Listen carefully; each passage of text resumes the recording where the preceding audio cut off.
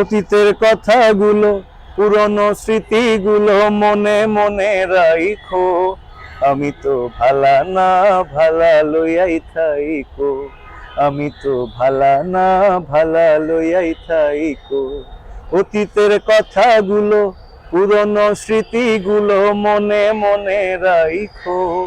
আমি তো ভালা না, ভালা লইয়াই থাইকো। আমি তো ভালা না, ভালা লইয়াই থাইকো। আমি তো ভালা না, ভালা লইয়াই থাইকো এই গানটা প্রথম যখন ছড়ায় বা ছড়িয়ে পড়ে, সেই কন্টেন্টটা কিন্তু শুধুমাত্র মোবাইল ফোনে ভিডিও করা ছিল। আমি দোতারা বাজিয়ে গিয়েছিলাম, মানুষ কিন্তু গ্রহণ করেছে। তো আমার কাছে মনে হয় ভালো কন্টেন্ট হলে যে কোনোভাবেই যদি সেটা মানুষের কাছে পৌঁছায়, মানুষ গ্রহণ করবে। সো হতাশ না হয়ে দর্শককে বা শ্রোতাকে বা এই জনগণকে বা ইন্ডাস্ট্রিকে যেভাবেই বলি, ভালো কিছু দেওয়ার একটা প্রবণতা আমাদের থাকা দরকার। হতাশা কোনো কিছুরই সমাধান নয়। আপনার শৈশব কৈশোর নিয়ে কিছু বলেন। আমার শৈশব কৈশোর দুটোই কেটেছে আমার গ্রামের বাড়িতে, রাজশাহীতে। এবং সেই গ্রামটার কথা কি বলবো, খুবই চমৎকার একটা গ্রাম, আর 5টা গ্রামের মতোই গ্রাম। কিন্তু আমার কাছে মনে হয়েছে যে এই গ্রামটা মনে হয় একটু আপডেট কোনো গ্রাম। এই গ্রামের মধ্যে সবকিছুই ছিল, যেটা অনেক গ্রামে আমরা দেখি যে অজপাড়া গ্রাম, সেখানে বিদ্যুৎ পৌঁছায় না, টেলিভিশন পৌঁছায় না, অনেক কিছুই নেই। বাট আমার গ্রামে আমি পেয়েছি সবকিছুই, আমার ছোটবেলা থেকে আমার শৈশব কৈশোরে সবকিছুই পেয়েছি। আর এই সময়টাতে কখনো গান গাইবো, গান নিয়ে আজকে আমার কেউ ইন্টারভিউ করবে, এরকম স্বপ্ন কখনোই দেখতে পারিনি, দেখিও নি।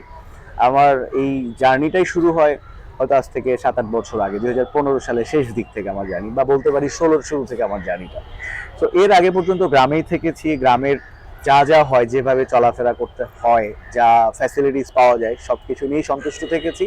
ঢাকায় আসার পরে আমি গান অফিসিয়ালি শেখা শুরু করি, এবং সেইভাবে আজকের এই যাত্রাটা এই পর্যন্ত আসা। আচ্ছা, আপনার স্কুল কলেজ নিয়ে একটু কিছু বলেন। আমার স্কুল ছিল গ্রামেই, রাজশাহীতে। প্রাইমারি স্কুলের কথা যদি বলি, আমার গ্রামের নাম ছিল আড়ইল। তো আড়ইল সরকারি প্রাথমিক বিদ্যালয়ে আমি ক্লাস 5 পর্যন্ত পড়েছি। এরপরে হাই স্কুল ঠিক ওই একই স্কুল মাঠ, পাশাপাশি দুটো স্কুল, এবং প্রাইমারি এবং হাই স্কুল আড়ইল উচ্চ বিদ্যালয়। সেখান থেকে আমি এসএসসি পরীক্ষা দিয়েছিলাম, এবং ইন্টারমিডিয়েট আমার তাহেরপুর ডিগ্রি কলেজ থেকে, ঠিক পাশের থানায়, বাগমারা থানায় তাহেরপুর ডিগ্রি কলেজ থেকে ইন্টারমিডিয়েট। আর এরপরে ঢাকাতে এসে ইউডা থেকে, ইউনিভার্সিটি অফ ডেভেলপমেন্ট অল্টারনেটিভ, ইউডা থেকে অনার্স, মাস্টার্স।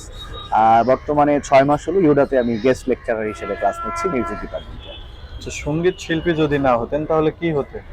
আমার স্বপ্ন ছিল ছোটবেলা থেকে আমি লয়ার হব, এবং এইটা 2011 সালে নষ্ট হয়ে যায়। আমি ইন্টারমিডিয়েট পরীক্ষাতে ফেল করার পরে 2বার, আমার তখন আর কোনো পাবলিক বিশ্ববিদ্যালয়ে পরীক্ষা দেওয়ার সুযোগ ছিল না।